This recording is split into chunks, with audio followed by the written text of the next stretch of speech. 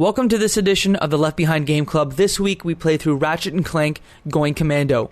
We have a questions email now. Yeah, so if you have a question, send it to questions@leftbehindgame.club, whether it's a question about a past episode or just a question about us. Just send us an email and we'll read it on the air. Now, getting back to Ratchet & Clank Going Commando, things got heated at times, including when we talked about cameras. You know, game cameras. Who were these monsters that created this camera and thought it needed to be inverted? Yes, exactly. That was actually in capitals at the top of my notes. Right. Inverted controls. What the? Who are these monsters? You're listening to the Left Behind Game Club.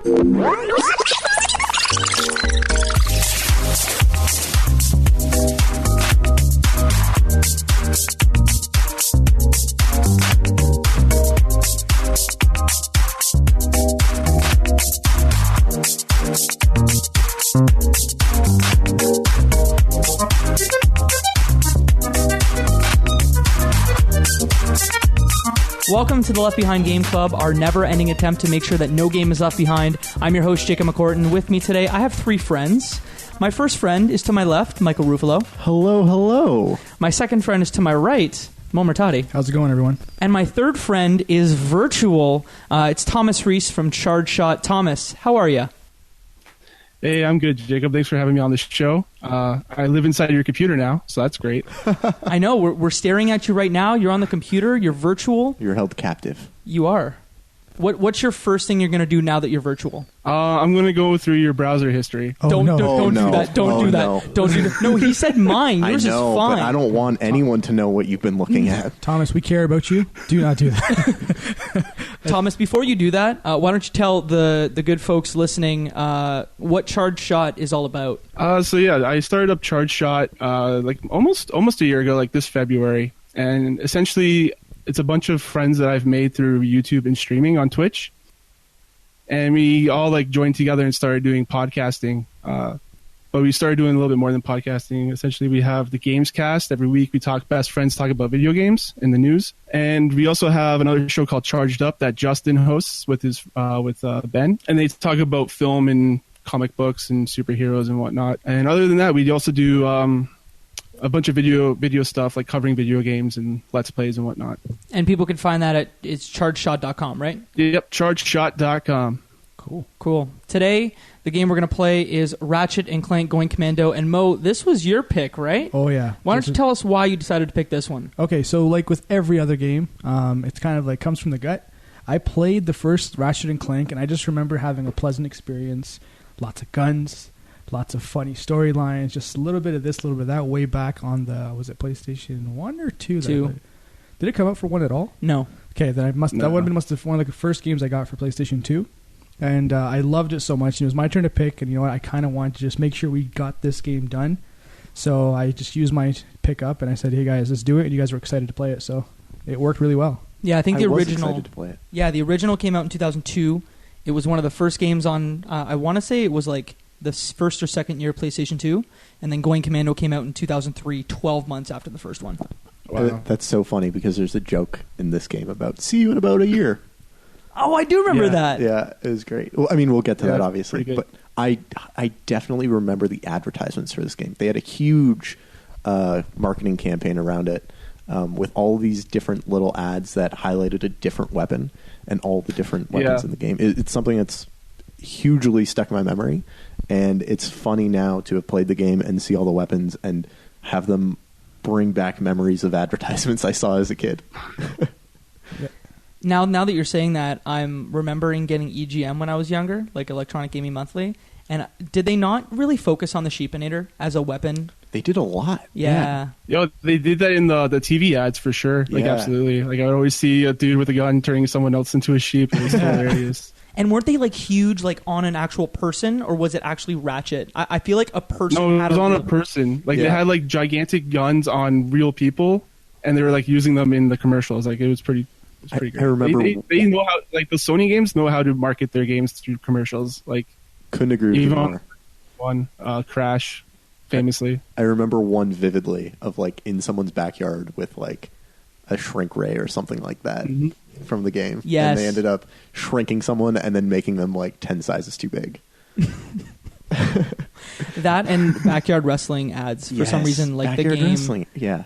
Yeah. I mean, before we get down a deep rabbit print. hole of amazing video game advertisements, we should probably talk about the game. Yeah, I should maybe like kind of explain to people who are listening Set it up here, Mo. what the game actually is. Yeah. So I guess it's a role-playing adventure game where you play you guys said the name of the animal several weeks ago. Lombax. It's a lombax. So for those of you who don't know what that is, that's like a cat, meerkat-looking dude.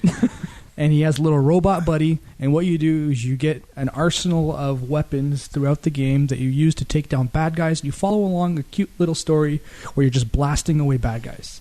Nutshell, that's pretty much what it is, and as you go along, you kind of progress, you get more weapons, they're cooler, they're badder, and that's what these guys are talking about, but the commercials, they highlighted all these weapons. Yeah. I think all I had written here for story was, Abercrombie Fizzwidget is the CEO of McCourt. He hires Ratchet and Clank to find the experiment. That was all I wrote for story. That's the setup. Mm-hmm. That's the setup. Mm-hmm. Thomas, That's pretty much the story. That's all. I honestly, I'll talk about when we get into like actual planets and stuff. But I played most of this game on mute, or not mute, but half the game on mute rather. Oh, really? I love the story. I don't know what it was. It was just charming. I like how the guy didn't pronounce anything correctly. Never used correct words. And the best part is, as I'm playing this, I'm going, Michael will hate this I game. was pulling out my hair. He's being offended by a character in a video game who's doing this intentionally, and he's still perpetually getting more and more angry as it goes Mo, on. you know me well because the nonsense words were actually annoying me because Oh, I it was was great. trying to understand what he was saying. And every time I stopped for a second to think about the words that he was saying, I was like, none of this makes any No. sense. So- no human would ever use these words. The best part about the words he was using, obviously, he'd use the wrong word, but it would Sounded like it it. would start or end with the actual correct word. So you can kind of play along and be like, what did he try to say? Ah, clever. Yo, Abercrombie, you're really a fizz widget right there. No, I liked him. He's good. yeah, he started to be like, oh, hello, and today's going to be absolutely great. No, Yeah. that's correct. That's something you can use That's in more conversation. Flanders Yeah. than it Yeah. is Abercrombie Fizzwidget. Abercrombie Fizzwidget would say indubitably for indubitably and like decaffeinated for castrated. The actual. I got a sentence. It'd be like, the village over here has been completely decaffeinated and blown up by the family. It's like, wait, what? But it's really destroyed and decaffeinated. And like 3 of those words in that sentence would be close, but not actually the words. Yeah, it's great. That's just his thing, and that was kind of. But they played with that because that kind of went along to the end. Like the reason I felt like he was saying all these wrong words because something was up. Yeah. It wasn't maybe really the real guy. So the experiment is what they call the proto-pet, which is this cute little round creature that they intend to sell to children all across the galaxy in order to, just give them nice pets, right? Which we come to find out is stolen from the equivalent of like the Amazonian rainforest in this galaxy. And in this great type of like promotional video talking about how Megacorp freed this land of all its vegetation and habitat and all the animals that were in it, so that way everyone can have their proto-pet or the experiment. There are some really funny moments in this game. I thought that was one of them. Spoilers, I didn't find too many moments that I thought were hilarious. Oh, really? I thought man, what? I thought I don't know. I thought it was a charming, like quirky little funny game. Like if I was a kid, I'd be like giggling and laughing at some of this stuff. And as an adult, I'm still laughing and giggling at some of this stuff. Some of this stuff is it's very like Saturday morning cartoon. Yeah, and yeah. I think as a kid, like you would absolutely love it. But like I said, I played half of this game on mute. They mostly just did like infomercials. I thought that was kind of clever for most of the cutscenes. I thought that was like a really clever framing device for their writing style. I thought so too, but like you, playing half of the game on mute, this was a good podcast game for me, where I would listen to something else while I was playing it, because I found that when I would pause my music or my podcast to hear what was happening in the story or the little commentary and dialogue, I felt like I didn't need to hear any of it. I thought it didn't strike me as very clever or interesting, and I thought Saturday morning cartoons were better written than Just this. stop it, Michael. Right? I don't want. I don't mean to just hate on you, Mo, and all the things that you love in the world, like Lord of the Rings, which isn't very good. But Which is, right? The thing about this game is that it really brought me back to a time where video game writing wasn't very good. And I think the thing that this game needs to hang its hat on is all the amazing weapons, and definitely not the story. And it does do that. Now, see, I would disagree with you. I agree with you And you're that entitled to wrong opinions. the game is Mike great. has the best opinions, like I wrote in my review. Like, And more on that later in the show. But I think this game is perfect for like an 11 to 15-year-old. Because I remember them like, when would I have played this game? How old would I have been when I first played it? Because I played it when it first came out. I was a huge fan of the Ratchet Clank games. I played the first 4 on PS2. Then I went on to play the 3 that came out on PS3. And then I have the remake on PS4. I've not played it, but I also watched the movie. So I'm a fan of Ratchet Clank. So and I would almost put up Ratchet Clank, either Going Commando or Up Your Arsenal, before I replayed it, in like probably in my top 15 games of all time. Yeah. Like it wouldn't be in the top 10, it'd be like number 12 or 13. Sorry, where would you put this game in your top 10? Like it would be right outside of my top 10. Okay. It would be like 12 or 13th favorite game of all time. This game. 100%. Before I replayed it. Oh, okay. So Yes. in your rose-tinted nostalgia glasses, Yes. it would have been When that I high. first played it as a 13, what have I been 13, 2013 age? Let's not do like math because it'll 13 make or us 14 uncomfortable years with how old. old we are. 13 or 14 years old, I played it. I loved it. I adored this game, and I think that is the sweet spot. Is an 11 to Okay. 15-year-old, writing-wise, gameplay-wise, difficulty-wise, and if you're outside of that, I don't know if you're going to have a lot of fun with this game. I think the modification to both your reviews is if you were ever 10 to 11 years old, you're going to love this game. That's pretty much the point. No, it has some quirks or quarks, no pun intended, pun intended. But I think my eyes just rolled out of my head. no, but there's some things that I can kind of poke at, but general experience, like if I was young, if I was old, it's a nice little like shooter to kind of let out some rage from the day out, like to just blast things away. The reason. Okay, so I'm gonna tell you guys the reason why I had this game on mute is because I got to one of the planets and the music for the planet was like atrocious. I'm trying to see which planet that was. That happens to me sometimes too with like some games. Like Planet Notak. It had really weird music where it sounded like someone was trying to tune an out of tune tuning fork. Like it just went wow, wow, and I was like, oh my god, I need to end this now or else I won't play through the rest of this game. No, it's dope. And see, but I don't remember any of the music. Like there's nothing that stuck out as like bad. There's nothing that stuck out as good. Yeah, fair enough. This was made by Insomniac. Yes, correct. And I didn't know this until after I played the game that they made Spyro, which I hail as my top 3 favorite game of all time because it was the first game I beat front to back. PlayStation 1, that was my first like official console. Mom and Pop brought Spyro along with that PlayStation 1. Played it, beat it, loved it, and finding out that they made Ratchet Clank 2 afterwards, I'm like, I knew it. There's something in there that kind of connected with Spyro that made me like it. See, so when I started this game, I thought for sure, like, this was created by... I knew it was Insomniac, but it felt like it was a Naughty Dog game because the very first few levels or planets that you're on, it's very linear. The camera follows right behind. It sometimes shifts to the side, and it was mostly platforming more than combat. And there are all these boxes and crates that are stacked on top of each other, just like Crash Bandicoot. Yeah. And as you move like one level later, you end up finding these red boxes that if you touch them, they explode, just like in Crash Bandicoot. Oh, really? And so much of this game early on reminded me of Crash Bandicoot. And I thought like, oh, this has got to be made by the same developers. And I just asked Jacob, and he's like, no, it's actually, that was Naughty Dog. And it makes so much sense, but there's a funny story within that because... Sorry, go ahead, Thomas. I don't know if you guys saw it, but did you see the Crash Bandicoot Easter egg? No, I didn't see it. Not. No? Okay, so there's one of the levels where... let me see if I can find it. I'm terrible at that stuff. I always miss Easter eggs. I never pay attention unless I listen to a podcast like this and I find out about them. So I remember this video. Or no, it wasn't. Oh no, it wasn't Crash Bandicoot. It was Jack and Daxter rather. I did still Naughty Dog, isn't it? One. Yes. Yeah. So it was Jack and Daxter. Like after you defeated a boss in Daco, there's like a TV, like a little area you go into, and there's like a TV set up. So like there's still like there's a nod to it. Maybe they helped them play like finish this game in a year. So I know the answer to this. Jacob, can you call on me? I'm calling on you. Okay, hi.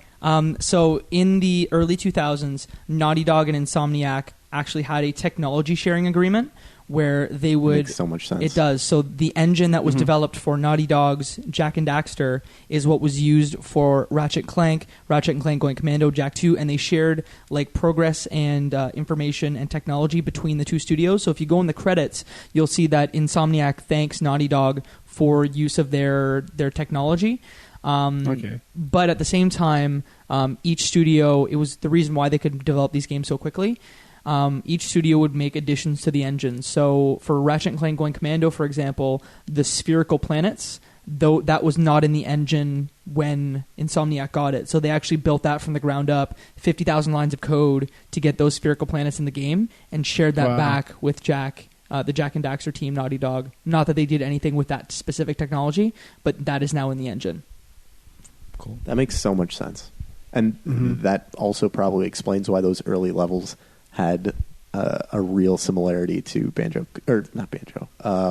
Crash Bandicoot. Although I can't be crazy to also be thinking about Banjo-Kazooie playing this game, because you have a sidekick that's on your back that looks like he's on a backpack that helps you fly. Come on, I can't be the only one. Yeah. But also, the final point that I'll make is that there's also an Easter egg in one of the cutscenes where Clank does a dance exactly like Daxter dances in Jak and Daxter, where he does that he does that weird like slide, and then he like does the spin like Daxter does in Jak and Daxter. So another cool little Easter egg moment. I love the Clank. His personality, the way he stays as a robot, he talks really robotic and like falls in love with robots. Oh, it's amazing. And like even like those. Okay, so I can't remember. I'm assuming it was the first Ratchet and Clank. There's this one ability where you can like release those little minions, or was it? No, it's in this one when you go to those little nub areas and the little mini robots come and you send them to attack. Yep, probably one of my favorite little mechanics of all time, because I love just sending things to attack, and that goes along to jumps into weapons, because one of my favorite weapons was the turret. So good. I love the turrets. I love throwing turrets everywhere and not having to engage with anyone. Loved it. Because I was so bad at this game. Oh, yeah? Really? I was really bad. I was so content with just, I see a giant wave of minions like coming at me, drop like 4 turrets and just run around in hysteria just as they can't get me. And my rockets, my upgraded turret, would start blasting them away. But it got a lot weaker later on compared to some bad guys. What was your favorite weapon, Thomas? Okay, so I actually made a list of good weapons and bad weapons. I didn't get to check out the turret. Whoa! But yeah, I know. Like I didn't use the turret at all. That sounds like a tough way to play the game. What? It sounds like a tough way to play the game without the turrets. I did fine. Like for the most part, the Lancer was really like that one. Is that the machine gun? Kind of blasted away enemies for like maybe half the game, and then the rest I kind of used the mini rocket and the lava gun. Lava gun for smaller enemies. I love the lava gun because you just shoot out a stream of like hot lava at enemies and they would just all die immediately. And then I didn't like it so much once it upgraded to the meteor gun, though. Yeah, it was a worse weapon when it upgraded to the meteor gun. Yeah. Oh, fun fact. Do you guys know about the... Is it fun fact? Yeah. Do you know about the award that they gave out to their developers? That was for a different thing. One of the things they've like come out and said officially was like the upgrade to the lava gun being like shooting like comets and stuff like that changed the fundamental mechanic of that gun. So like with the other weapons, like if you got the turret, when you upgraded it, it still stayed a turret. If you had the machine gun, when you upgraded it, still stayed a machine gun. That one stopped being a lava gun and it was just a projectile launcher. Same with the decoy too.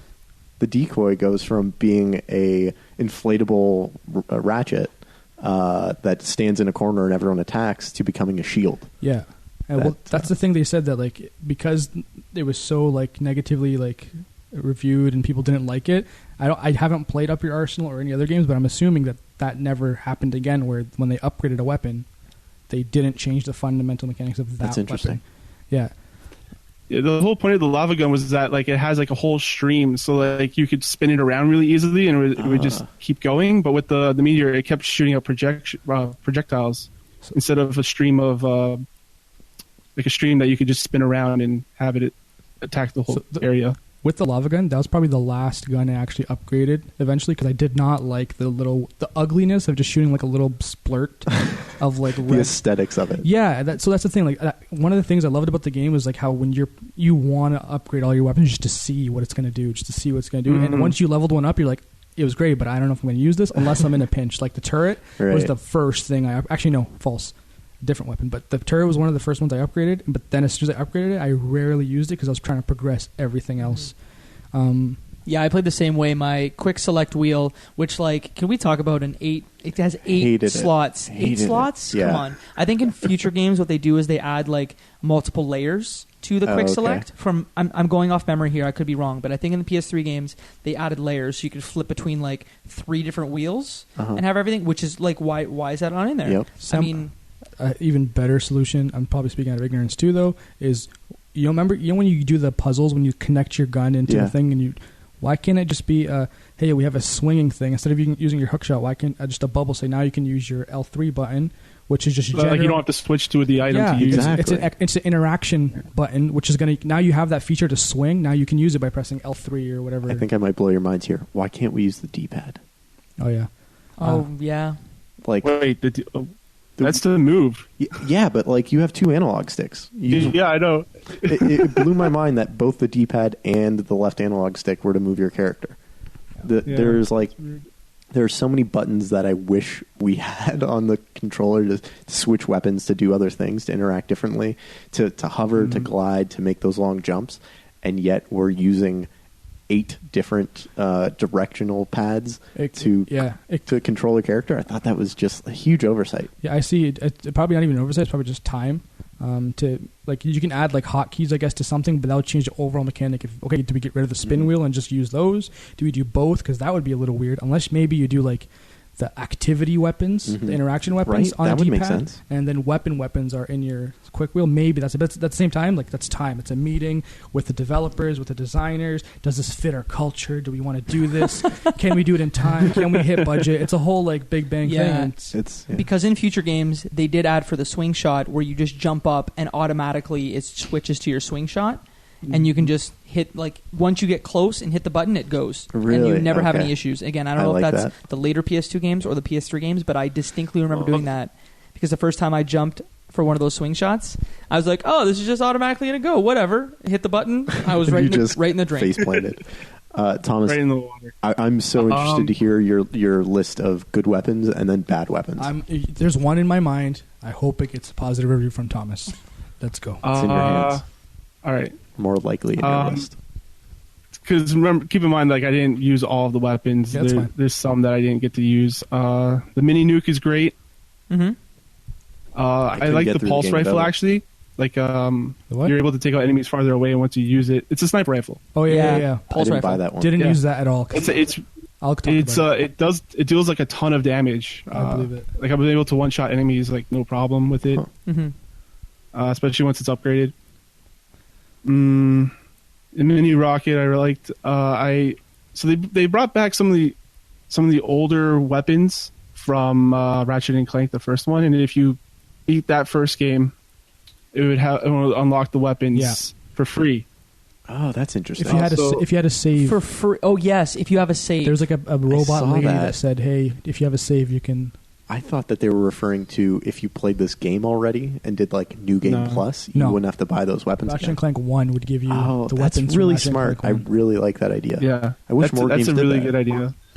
Since I already played through the first one, I had some. Well, I didn't play all the way through. I only played up to a certain part, so I had a couple of the weapons for free.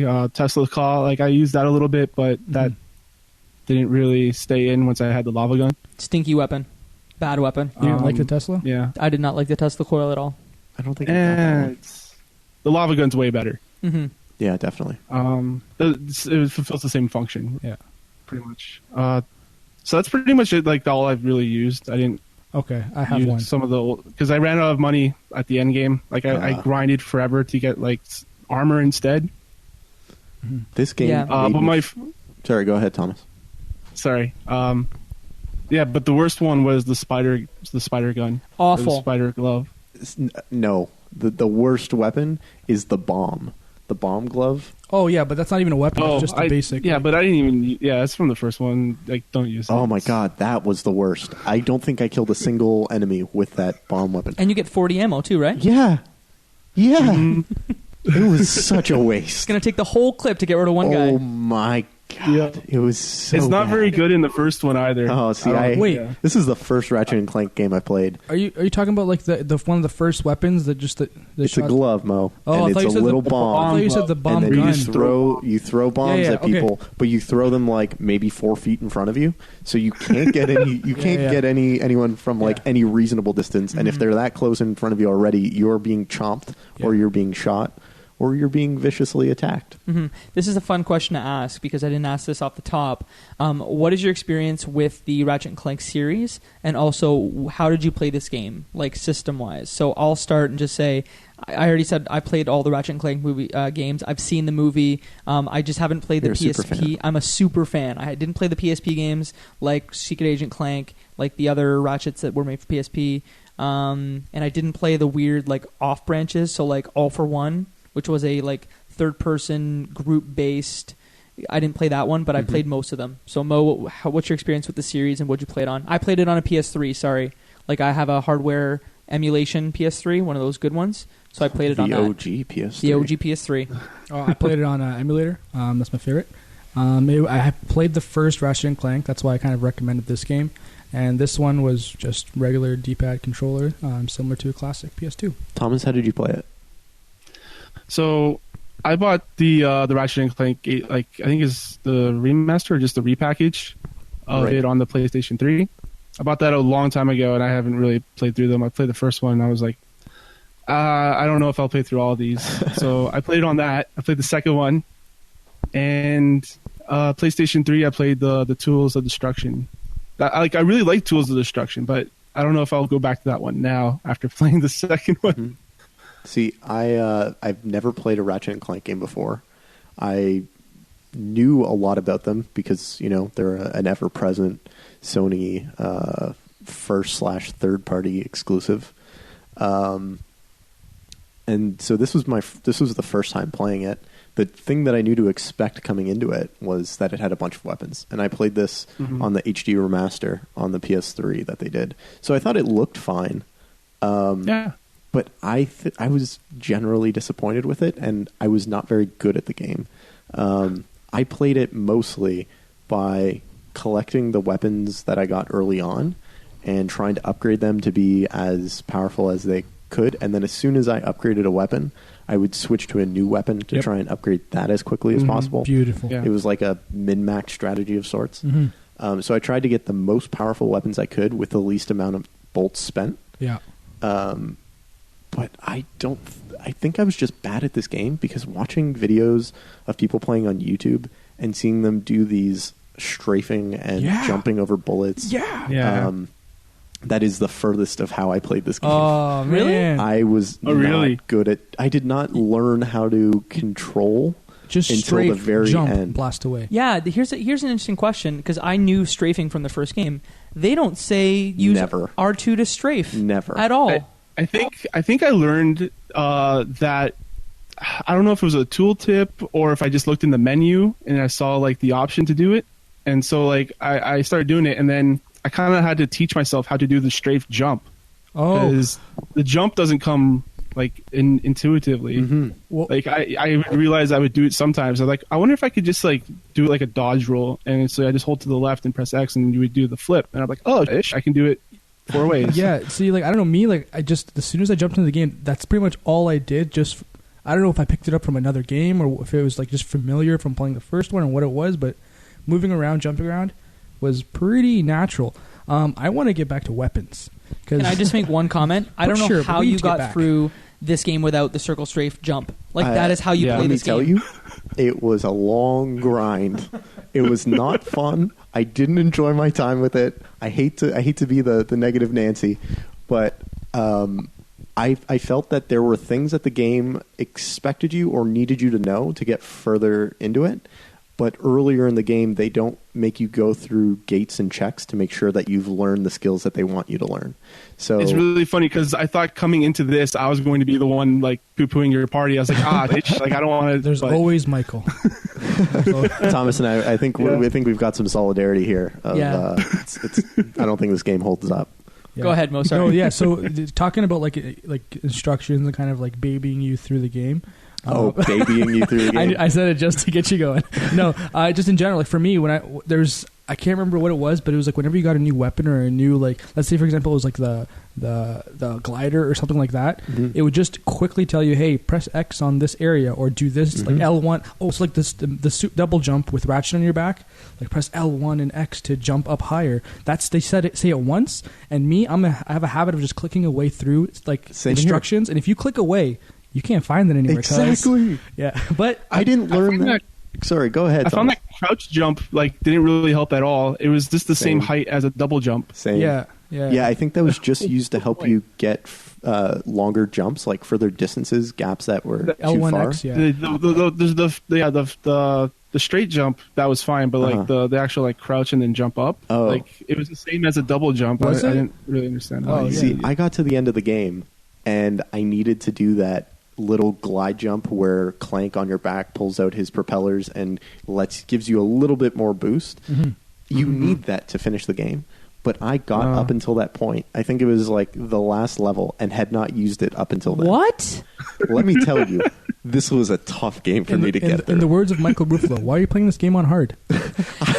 I honestly don't know. I was flabbergasted that this game was designed in this way, because the only thing it made me realize, or that it made me think at the time, was that this was a game that you were intended to fail over and over and over and play these levels continuously and making small progress and advancement, because it was designed for kids who didn't have a lot of money to get a lot of games, and they would be needing to play it over and over and over. Yeah. So I thought it was intentionally designed that way.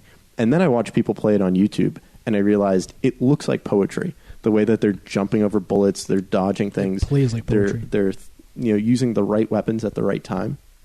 And I was not even closer. I was like a caveman just bludgeoning my way through this whole game. I was not playing it smart or well. But there's like a flow that you get into when you like learn the circle strafe, when you jump, when you circle strafe. Like in arena battles, which is something we should talk about after Mo talks about weapons. Like there is a flow that you get into that you should just be able to like defeat a boss without even thinking. You're like, okay, I'm going in a circle, I'm going right, I'm jumping, I'm using my like. How did you even use those like stars? Because if you use those stars when you're on the ground, you have to stop and throw. Yep. But if you're circle strafing and jumping, you don't stop at all. You just throw them. You know what I did? What'd you do? I stopped and I threw them. And then I moved, and then I stopped and I threw them. Okay. And then guess what I did after that? I stopped and I threw the rest that I had. Playing the game on hard. So you actually led right to my weapons thing. They're not stars, they're shuriken. And that weapon where you throw that shuriken was the greatest thing that was ever put into that game. Did you guys use it at all? I upgraded it. I used that a lot. Okay, so just to get it was like I think the first time you meet the girl robot Angela. No, the girl robot or the girl Lombax? The Wombax. When she's in the mask. She's wearing the mask. Angela. Also, I don't want to hijack that point, but Angela's voice actor, Kath Soucie, amazing. She deep cuts here, if anyone's remembering. She did Dexter's mom on Dexter's Lab. She did Phil and Lil on the Rugrats. She did Phil and Lil. God! You know who I thought she was? I thought she was E.J. Daly, who played Tommy Pickles on the Rugrats. That's who I thought this was. She did a bunch of characters on the Powerpuff Girls. I think she did Bubbles. She did Lola characters in Danny Phantom. Danny Phantom. She did the mom in Danny Phantom. Jimmy Neutron. DuckTales. Here's a big one. Lola from Space Jam. Yeah, Lola. The bunny. So, I mean, Kath Soucie, an amazing voice actor. Mm-hmm. As soon as I heard her voice, I was like, that is Kath Soucie, and this is an amazing get. I was so happy to hear that, and I wish that they used her more, because it was one of the only spots that I was like, okay, this is probably worth it for me to pause the podcast that I'm listening to hear this voice acting, because I thought she did a great job. Mm-hmm. Anyway, sorry. That's okay. Lombax. Yeah, so when we get to the Wombax girl, Well, you don't know it's a Wombax Girl. It's like the main antagonist, I guess, initially in the game. It's like a mini little boss fight kind of thing where you're in like almost like a cul-de-sac, a lifted cul-de-sac area, and she's floating in a helicopter around. So the first time I fought that, I used my shuriken, and I launched it. And the best thing about this weapon is you're throwing these stars, Jacob, and when they hit the bad guy, they'll like jump around and find the next bad guy and just like kind of fly all around and hit people. It was great because they not only home in on the enemies, but they go and hit other enemies next to them. Yeah. So it was almost like the mini turret in that you just throw it out there and it takes care of who it needs to go I think after. it does 2 like hits and it dies or something. 2 or 3 and then it stops. It does 3, and then if you upgrade it, it breaks out into, I think, 2 other ones. Yeah, multi-stars. Yeah, so when the first time I played this bad guy, or the bad girl, I guess, I died right away, and then it like brings you back. But when I died the first time, I had enough for the upgrade. So when I got into the fight, the second I was in range of locking on with like the weapon, I just unloaded like a firestorm of like all these shuriken. I'm not kidding. Before like the cutscene, or I don't even know if there was a cutscene or anything in that fight where she changes weapons, she was dead. So she fired her initial volley, and she was gone. And that's like when I was like, "This is my weapon for the rest of the game. Do not leave my side." And the only time I left my side was when I wanted to boost other weapons. But whenever I got into some trouble, I'm like, shuriken. So that was your favorite weapon? Easily, yeah. Jacob, what was your favorite weapon? So very late in the game, you get or at least for me, depending on how you spend your money, you may have got it earlier. I got the bouncer, like in the final hour of the game. Is that the big ball that That's splits the best into weapon smaller in the balls? game. Yeah, it's like that the most powerful continue to thing. just like hit people? Yeah, so that you throw the big ball. It's like and throwing marbles at people? Yeah, and they hone. So, and then you hear like the... Do you know what that is? That's like an army general saying, my favorite weapon in war is the nuclear bomb. You know, because it does a lot of damage. Like, of course. There's some real casualties. Yeah, how are you going to defeat the enemy? Oh, Fine. nuclear bomb. Do you want me to go for a weapon that's not like the ultimate No. weapon? in I wanted to know what your favorite the was. and Sheepinator you is let it- underrated. That's cool. No, the Sheepinator is a gigantic It's waste. overrated. It's cool. Yeah, so overrated. Thomas and I are just on the same page. Why can't you guys be It's on the fine. right It's page cool, with good man. opinions that make sense? You saw the trailers, you saw the commercials, and you wanted to see it. I feel like that weapon was only in the game so they could have something for the commercials. Just like that freaking snowman from Frozen. He was only in the movie. What? He was only in the movie to sell product. You know, Mike, if I could, I would give you a high five right Thomas, now. I'm giving you a high five through the screen. Hey Mo, I can give you a high five right now. Did There you it hear is. that? That's a real high five. Sounds like Thomas a is just loser's looking high at five. he's just looking at my browser history in the virtual land, and I'm just like, Yo. hey, I'm gonna high five Mo again. What's this? Just to solidify my point, Olaf in Frozen was made just to sell product and push toys to kids. He had no use for the story. You know he what, was Mom? nothing. You're only making the case that the Sheepinator's a bad weapon. Yeah, you're actually not helping our case, bro. I know. I Yeah. just hate Olaf. Thomas, So, Like, yeah, Go I'll ahead. say the Sheepinator is like cool in concept, but it doesn't work against like mid-tier enemies. Totally. It You only have to works wait against too long to small use it. tier enemies. 100% until you upgrade it to the Black Sheepinator. So here's my strategy. I'm sorry. No, I I'm did not using upgrade that it. It's weapon still, long like, enough to not as upgrade good. it. Yeah, I didn't upgrade it either. Here's my strategy. You use the Sheepinator on the small enemies. So you know how there's like 3 sizes of enemy? There's like small, Yeah. there's like your medium enemies, then there are the big enemies like the ships Yeah. and whatnot. So you use the Sheepinator on the little guys. And you just back away from them while you're using the Sheepinator. It upgrades very quickly, and when it becomes a Black Sheepinator, you use it on the small guys. The small guys then are now Black Sheep. They go after the medium guys, they blow them up, and boom. I Yo, want to this poo-poo is- that strategy so hard, but I played this game That's- like an idiot. I was going to so say that. I'm can't. like, yo, he's struggling with strafing. He's not using the black sheep correctly. And no chance. So Thomas, what was your favorite weapon? I already talked. Oh, my favorite. I Yeah, said the favorite, lava gun favorite. because I just Lava gun? Yeah, the lava gun. Yeah. See, I think my favorite was the it was essentially the shotgun. I think the Blitz cannon or something Didn't buy like it. that. yep, great. What? Didn't buy it. It was so good for clearing out rooms of people that were like running at you and were too close. No. You could Yeah, easily. there was a level where there was a lot of open areas with pits of lava, and that's where I used that gun the most. But other than that, I didn't really use it that much. No, maybe it's just me, my opinion with all other games. Like, I never want the shotgun in any game because it's just short range and it doesn't do anything. You can use a more useful weapon that's more like of a utility weapon. That's the same thing with the sniper, though. I don't like sniper guns because like you take traditionally it's take that one shot, you kill the guy, but great, you like move on. Great, you completed your goal with the minimal amount of effort and energy. It's a straight gunshot, like bang, cool. That Let's do Blitz this. gun's great. I'm thinking of like because I think Thomas had said like the Lancer was probably his go-to. So if I'm putting words in your mouth, Thomas, I think that was it. Well, for the first half, like before it got harder. But Yeah. yeah, the Lancer was like a go-to for most of it. The blitz gun for me was my go-to. The like Lancer? whenever I had an issue, it was blitz gun all the way. The Lancer was the gun I used when I had nothing else with ammo in it. Agreed. In that little burst of area. But then again, there's also other weapons I didn't use, like that initial little bomb that you threw out, the bouncing bomb. That whatever. became the mini nuke, which was amazing. Yeah, but I rarely used it. The mini nuke was so good. Yep. Yeah, It was. But yeah, and that assault rifle, the generic assault rifle you get in Halo, I was like, cool. The BR. Yeah, it's I don't know. Wait, is that in this game? No. Oh, he's just saying generally speaking Yeah. weapons. Got it. Yeah. Can we high five again? Sounds like a loser's high five. I'm just like sitting here all sad. Oh no, the high five him. High five him for Thomas, real high again. five. 1, 2, 3. High five. Okay. Anything else that you want to talk about? I want to talk about the ending. If I just we want want to talk there. about how weak the story was in this game, and I don't want to like beg on it because like it's a story in a essentially kids game, but there are very few setups for why you're going to the next planet or area, or how it cuts from one cutscene to the action that you're performing, or why your characters are doing the thing that they're doing. Like they barely set up why Ratchet and Clank are going to a different galaxy to solve this problem. And then, like, especially the areas where Clank goes from being the tiny robot to the big robot, like the Gundam. Yeah, that wasn't cool. They don't explain why Clank needs to become a Gundam and you need to ride on his back and control him and take out, like, the other people.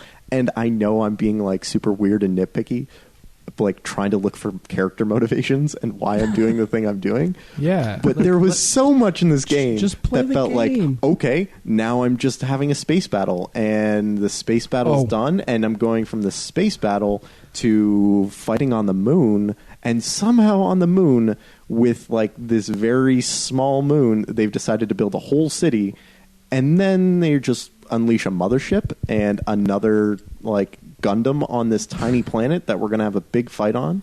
Like, what is going on in this game? I might come into your world right now, just because the one of the couple things I didn't like about the game was those like fighter like challenges where you had to destroy all the little mini fighter things.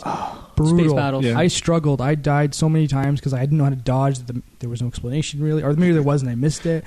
I don't like. There's like a barrel roll, and that's about it. Yeah. Yeah, but I just rarely did it, and I just so struggled. That was one of the few areas of the game that I was very good at. Oh, and there we go. What? And it annoyed me that, I mean, one, I appreciated the weird amount of variety in this game of races. like flying levels, fighting in the ship, Time runs. platforming bits, combat areas. But I felt that each area lasted a little too long for my liking. Mm-hmm. Yeah. And it flirts with being open world, but it isn't. No, it's totally very linear. There's like two paths in every planet. Yeah. Yeah. So I think it's I just challenge levels. That's all. Yeah, I spent a little too much time on each planet, I think, for like my liking. Yeah, I love the arenas. The races I thought I didn't feel like I was ever catching up to anyone or slowing down. It was just like I was either first place or I was last place the Same. entire time. Oh yeah. Yeah, you'd have to restart if you like came in second. Exactly. If you hit a wall, you're restarting it. The space battles I didn't like. Arenas I loved. I could like if I had the strong enough like weapons every time I was there, I'd clear every challenge and get every coin. Right. Everything else I would never. Likewise. Yeah. Time trials. I did the first one to advance. Space battles just advance and so on and so Were forth. you guys like weird hoarders like me and collected every moonstone? Yep. And No. yeah. I just got what I Crystal. needed to advance, but I also might be playing this again in that like super mode. New Game Plus. Because there was that guy who was like, "Come get these moonstones. That was you a really don't good have, impression. You don't have any physical possessions, but give me your moonstones." That guy's so what cool happened to though. materialism? Yeah. Am I right? Yeah, Exactly. that guy was so cool. I liked his I character. loved him. Yeah, I thought he was hilarious. yeah, no, he was really cool. I Maybe think gave you a lot of money. he found his home in Borderlands after. Yeah, totally. But what was I going to say? Yeah, and then collecting all those things. I found that there's a great amount of money you could get from getting the moonstones or getting those other stones. Like the effort to cash was good. So I'm just like, I'm going to clear out Same all here. of these moonstones at all the purple. What are the purple ones called? Crystals. The crystals. Gotta get all these crystals. I'm gonna move this I did rock. some of the challenges, but I really didn't want to do them at all. Right. I found that I wasn't having fun with this game unless I was playing the core concept, which is the arena battles or the actual planets themselves. Same here. So I really didn't want to go back and do the races and do the ship battles and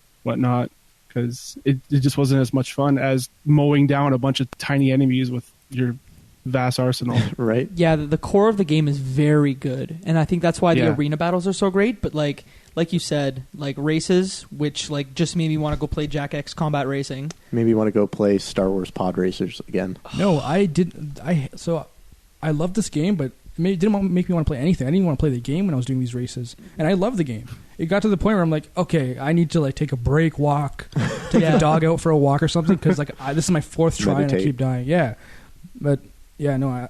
Those same races are in Jack 2 and Jack 3. Huh.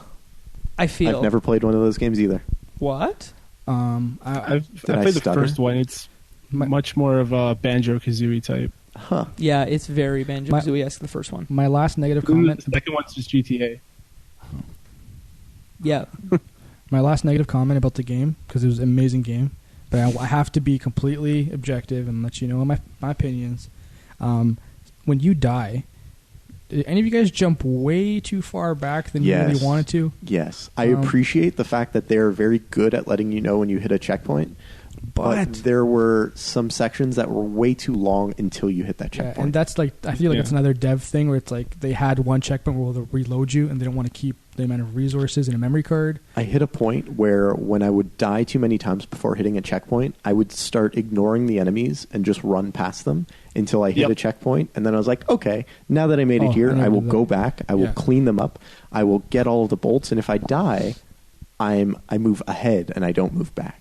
So yeah, that was annoying sometimes. Like I'd be like so far right before the boss and I die and have to start from the spaceship and I'm like, okay, here we go. But at least you got coins, I guess. So There's a fun clip of me on Twitch because I streamed this whole game where Where did you stream it? I streamed it at jacobstreams.com. Thanks for asking, Michael. I'm happy to help plug. Of course. In that game, I'm in the last fight before you get to the final boss, which I want to put a pin in and come back to because I have a comment to make about it. But there's like a long hallway, and there's like platforms to go up. And then you have a store before you get to the final hallway. Then you get to the final boss. Mm-hmm. So I get to the store. I get out of the store. I've just fought all the enemies, just like you said. There's no checkpoint. I'm hoping for a checkpoint. I get out of the store, and there's a small gap between the store and the next platform. And because of how the camera was, I just walked off the edge. No. And I had to go back. Like, not a small amount of time, not small enemies, but like... I had to go back. That sucks. It hurt so badly. But before because I think Thomas had a comment, the camera, you come to appreciate in modern games how far along camera design has come. Who were these monsters that created this camera and thought it needed to be inverted? Yes, exactly. That was actually in capitals at the top of my notes. Right. Inverted controls. What the? Who are these monsters? Where did they come from? And it's both left and right and up and down. Yes. Like, what is going on? The very first thing I did when I got into the game was Switched it. oh, well, Monsters designed this game, so I need to go in and fix this camera. I went in and I changed it immediately. And the thing in the options is the inverted camera, that's the default. It's nonsense. So you have to hit like the button and then it changes to an inverted, which is Guys. you're inverted, Exactly. not us. Guys, so once you switched it to inverted, did your problem go away? Yes. Okay, then Mostly. move on. Jeez. No, the game little should be bit. designed properly. Okay. Mike, we're waiting for your designed game that's going to be coming out. I can't wait. And it's going to be, design a I game. can't wait for the reviews. I can't wait till it's on the Left Behind Games. You know that there's one thing that I'll get down correct, and it'll be the camera. And it won't be released because it's going to take forever. Sorry, Thomas, you had a point. I've also had like a little bit of issues actually just playing through the game. There was like a lot of glitching happening, especially like with the mag boot stuff. I would find like I would jump, and all of a sudden I would fall off the object, even though you can jump still. Like it can't decide if you can or cannot jump on a magnetized object. I totally and I would agree. like actually fall and grab onto the edge, and I would try to jump back up, and like magnetize back on, but it wouldn't let me. So I just killed myself. I had a very frustrating glitch moment where I completed every mission on every planet I had been to so far, and it wouldn't give me the cue to go to the next planet. So I had to reload a previous save and replay like Yeah. 2 or 3 hours worth of game, and Ouch. that left a bad taste in my mouth. But there were multiple glitches that I bumped into across my play session with the game. I just wanted, like, I don't want to come to the defense of Insomniac Games, but I distinctly remember getting a Ratchet and Clank game every Christmas for 4 years straight. Like, imagine if you're on that dev team. There were like, different you times, had, you had 10 months Yeah. essentially to put this game together. And, like, And- it's a hell of a game for 10 months. And the credits too. It's a small team. Like you can finish Yeah. the credits in like 20 seconds. And compare that to a modern day game with, high production values, a AAA release. You're sitting there for those credits for maybe 10 minutes, and there are thousands of people that are scrolling through. So I give them mad props for creating a very good game in a short window. But I think my criticisms still stand. Absolutely. I just wanted to make that comment. I just Yeah. want to... I can't imagine being on that dev What- cycle. Well, Yeah, it seems real tough. Just to explain how amazing this game was. So it was developed in the U.S. I'm going to hug Mo some more. Come It was here, Mo. Listen, it was developed in the U.S., and this is a fun fact that I discovered just now scrolling on the interwebs. Yeah. It was the first North American developed game that was released in a bundle in a console in Japan. So the Japanese were like, hey, this game is so incredible, we're going to push it here and bring Do you hear the that amazing clap? product. Thank you, man. That's my unimpressed golf clap. I got a clap. Hey, applause is applause. But yeah, just saying, it's a great game. Yeah, I just want to ask, have any of you guys seen the movie, the Ratchet and I Clank movie? haven't. No. I haven't. I heard it looked good. Like I saw previews of it and it looked really good. I wanted to watch it. I just haven't. It is surprisingly good. And I think the reason for that is the writing in this game. Except I'm going to pull my pin out now, talk about the movie after. The end of this game is super underwhelming. Yeah. So underwhelming. Yeah, it's like, oh, you beat this big protopet, Yeah. and oh, you saved the galaxy, Yeah. good for you. Great. Like, that was the end. And here's the real Fizz widget, and he talks like a normal person and can string sentences together that make sense. And then they try and tell you more story during the credits in little in-between sequences. Yeah. But none of it ever feels good and wrapped up and like the thing that you did made sense for you to do. And now you've achieved some amount of like resolution and finality in what you've done. I agree with you. It didn't go anywhere. Yeah, totally underwhelmed by the end. The whole story seemed to me like they had concepts of things that they wanted to do gameplay-wise in the game, and then tried to create narratives as to why you were going from one place to the next, Yeah. which is completely fine. It was a different time. 2003 was a very different year Oh, yeah. than 2017 is. But its age shows. Did you guys know about that Easter egg where you can go into like the devs museum to see all the things No. left behind? No. So the devs couldn't get a lot of things in the game. I didn't get to it, but you can apparently get to the secret level where it's kind of like, what was that one game we played with you get to see the 30 Flights of Loving. yeah. So it's kind of like that. You walk into and you can see all the different like particles and gameplay and mechanics that like they left behind and they didn't want to, but they had to because of Right. timing. Interesting. So that's something maybe you want to look at, and then you'd be like, "Wow, this is a great." I game. feel like you had to change the game clock to access it. Yeah, I think it was like 3 a.m. You had to play the Interesting. game at 3 a.m. to be able to get to this. Let me tell you, I definitely did play it at 3 a.m. Yeah. in a that- mad crunch and to try that's and get based this off game of, like, done my in time. general- Sorry, my final point, the movie, it's pretty good. It has Sylvester Stallone in it. Weird. Oh, damn. Yeah, he plays I probably need to watch this then because I love Sly. You're a big Sly fan? but he obviously, I like Rocky a lot. That's Okay. you could Yeah. tell that he through his lines he did one day of voiceover, Right. and got paid the big bucks, Right. because he's just he's a crony. He plays Right. a crony in the game, but it's most of the other voice actors from the series that Interesting. return. It's you know Cat what? I Susie. watched it on a plane. It's pretty good. She's not in it. No, damn. The one last thing that I want to bring up is I loved playing Sunset Overdrive, the Insomniac developed Xbox One exclusive, and playing this game made me really understand why I loved Sunset Overdrive so much. They have fantastic weapons in that game. The rail grinding was fantastic, which I thought in Ratchet and Clank the rail grinding was one of the better moments in the platforming. It just really made clear how their little design ideas were very fleshed out and polished in Sunset Overdrive, which came out in 2013, 2014, somewhere around there. So you can see what 10 years of development really leads to. with some of the same ideas. And Insomniac now is going on to develop the Spider-Man game. As what's weird on Twitter is they just were on Twitter going back and forth with, I think, Andrea Renee, who does Kind of Funny. They had asked the question, like, is this a second-party game? Is it a third-party game? Is it a first-party game? They're saying that it's a first-party game. Whatever. Insomniac's an independent developer. It's beside the point. But I'm really excited to play Insomniac's version of the Spider-Man game for PS4. Same here. If Sunset Overdrive was any indication of what that mobility and movement would be like, I can't wait to see what they do with Spider-Man. Did Insomniac do an Infamous? Because, like, I think they That's did. Sucker Punch. Yeah. Sucker Punch. Okay, never mind. So, but no, I think that's a good point to bring up, Thomas, because I remember when I was had the PS2, Sucker Punch, Insomniac, and Naughty Dog's games almost kind of ran in the same gambit because they had Sly Cooper, Jak and Daxter, and Ratchet and Clank back on the PS2. Then they went to PS3, and Insomniac continued with Ratchet.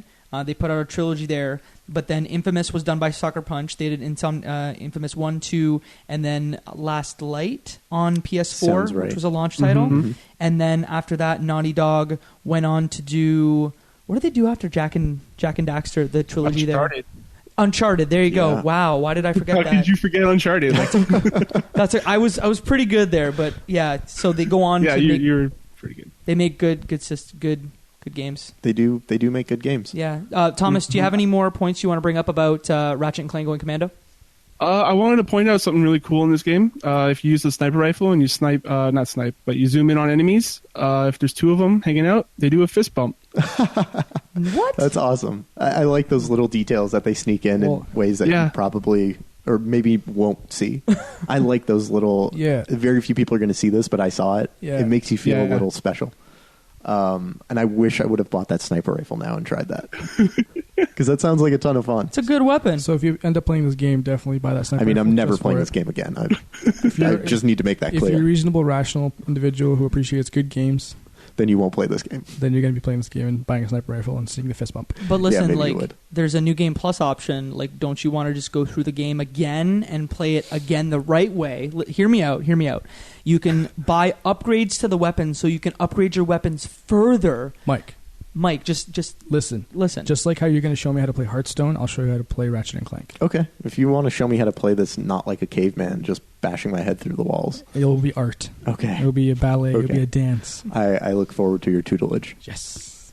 But seriously, I need you to help me with Hearthstone. Okay. I would suggest you play probably Tools of Destruction. I think that one's a lot better with its platforming and weapons and... At least from my memory anyways, but that was probably like 10 years ago. You know what? If you recommend it, Thomas, I'll probably check it out, but I do need some time away from Ratchet and Clank because I feel like I have some amount of PTSD with smashing my head against the challenge of this game and then having it glitch on me as hard as it did. With some time away, I think the heart will grow a little bit fonder and I'll come to it. But speaking of time, though, like he said, Tools of Destruction, I would also say Kraken Time is great because, listen, Clank gets... time powers. That's interesting. Spoilers, and it becomes like a big part of the game is Clank's time powers and how he uses his time manipulation in the story of the game. I'm really excited while I was talking about that. I'm glad you're excited about it. But speaking of time, I think that signals the end of the show. What? I think that's the end of the show. What? And that, my friends, is one less game left behind. If you enjoyed the show and want some more, make sure to check us out on iTunes and give us a review. Each 5-star review gets a special shout-out on air. Shout out. Mr. Mo, who is getting our shout-out today? Well, today we got our first shout-out in this little series we have going on. We have a Mr. Andy Birch who gave us a nice little 5-star rating. So if you do want a shout-out, feel free to leave us a 5-star review, and maybe you'll be on here next time. Fantastic. Mo, where can the people find you at online? Find me at Murtadi. And Jacob, where can the people find you at? Hi, they can find me at Jacob McCourt, and if they want to watch me stream the next game for the Left Behind Game Club, they can do so at jacobstreams.com. Fantastic. And Thomas, where can people find you at? You can find me on Twitter at CSGThomas. You can also check us out at chartshot.com.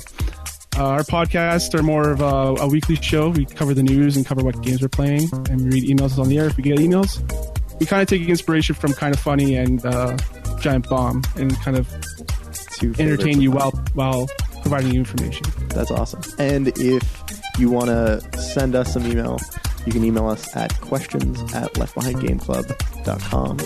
And we'll see about reading your comments, feedback, and news on the air. And that, my friends, is our show. You can find me at RuffoloM or michaelruffolo.com. And that's the show. It's one less game left behind. Ratchet and Clank Going Commando.